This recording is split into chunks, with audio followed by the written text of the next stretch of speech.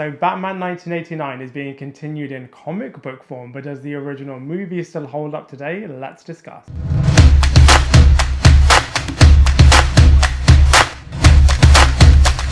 Hello everybody and welcome back to my channel Lifestyle Critic. I hope you're having a brilliant day. So in this video we are going to be reviewing Batman 1989, which is a dark superhero noir movie that kicked off the incredibly successful comic book movie universe and was filmed all the way back 30 years ago.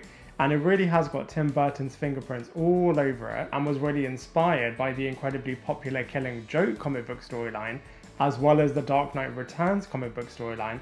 And in turn, it influenced the incredibly successful DC movie universe, as well as the massively iconic 90s Batman animated series, which is absolutely awesome, and I'm going to be breaking it all down for you in this movie review.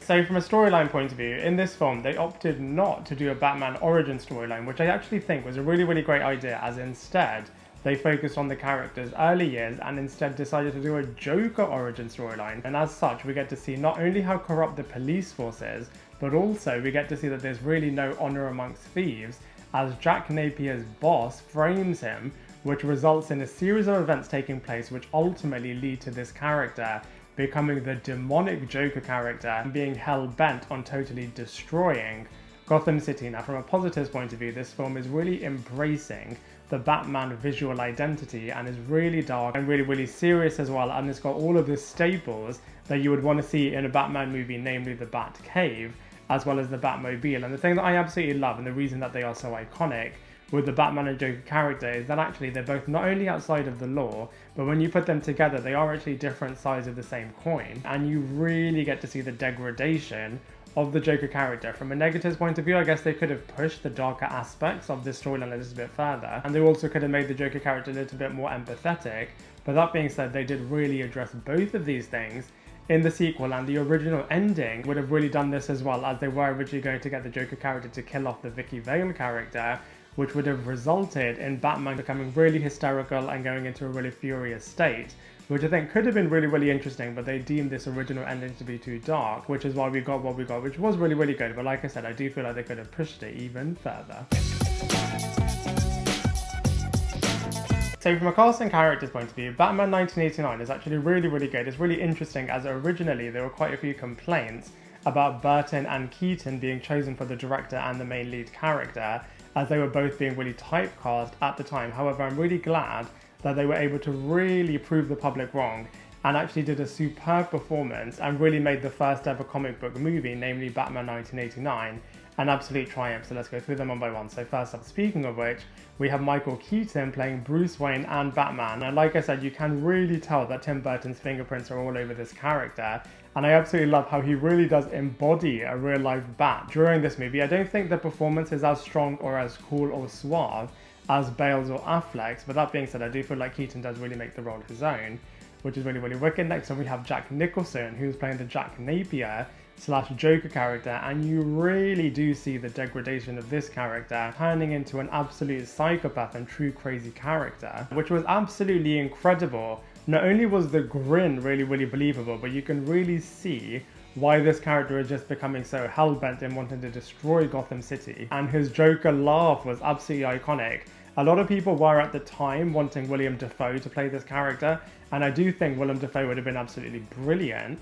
But that being said, Jack Nicholson really does do an iconic performance in this film, and they rewrote history a little bit, as they had the Joker character being the person that killed off Martha Wayne and Thomas Wayne, which in turn gave Bruce Wayne a massive motivation to take revenge on this Joker character. Next up we have Kim Basinger playing the Vicky Vale character, who has a little bit of a Peter Parker photography role set within a massive media corporation, except this time she really does catch the eye of both Jack Napier and Bruce Wayne. And I thought this was really interesting, as both of these characters are totally obsessed and infatuated by this Vicky Vale character. I guess they could have explored and expanded upon this a little bit more, as it is a little bit sudden that both of these characters' obsession takes place. We've also got Rupert Wuhl playing a character called Knox, who is a bit of a Lois Lane reporter, and we've also got Michael Gough, who was absolutely fantastic as the Alfred character, and I absolutely loved his excellent dry humour, some wicked one-liners, and a truly loyal character to all of the Waynes, We also have Pat Wingle and Billy D. Williams playing both Commissioner James Gordon and Harvey Dent, except they didn't have that much to do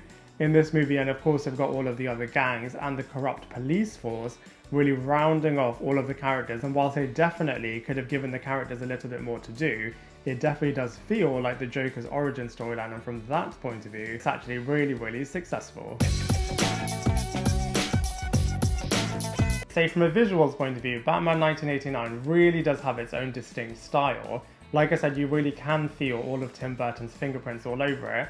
While some of the scenes definitely don't stand up today, I do feel like they were really, really great for its time, and it really does embrace its dark and edgy side of the Batman world, and I feel like Gotham City itself really does feel true to how you've read it in the comic books. I absolutely love how we've got the Batmobile, all of the Batcave, all of the Batsuit happening here as well. It does feel very 90s in terms of all of the fight sequences and all of the fight choreography, and I absolutely love the style in which the camera takes place. In terms of when a character is doing something really menacing, it really does linger on them, and then you get to see their kind of demonic reaction, which, like I said, feels very 90s. And so while some of the cinematography doesn't necessarily hold up today, it is still a very enjoyable watch as well. So from a comparisons point of view, I definitely prefer Batman Returns and Batman Begins to Batman 89, and I also prefer the origin storyline in The Killing Joke than to this movie, but you can really feel that it's really inspired and trying to do its own thing. But that being said, it is still a really, really iconic movie, and it did smash it in the box office. It had a $40 million budget and then made a massive $400 million in the box office, which is absolutely incredible. And so from a comparisons point of view, whilst I do prefer certain other Batman storylines and movies to this one, it is still an absolutely incredible Batman movie in its own right as well. So overall, I really, really enjoyed Batman 1989. I mean, its characterizations of these two incredibly iconic and now infamous characters was absolutely brilliant. And like I said, it kicked off this incredibly successful comic book movie universe, which is absolutely wicked. And so for all of those reasons, I have to give it a massive 7 out of 10. Now I'd love to hear what you thought of Batman 1989, so please let me know in the comment section below. Otherwise, I look forward to seeing you in my next video.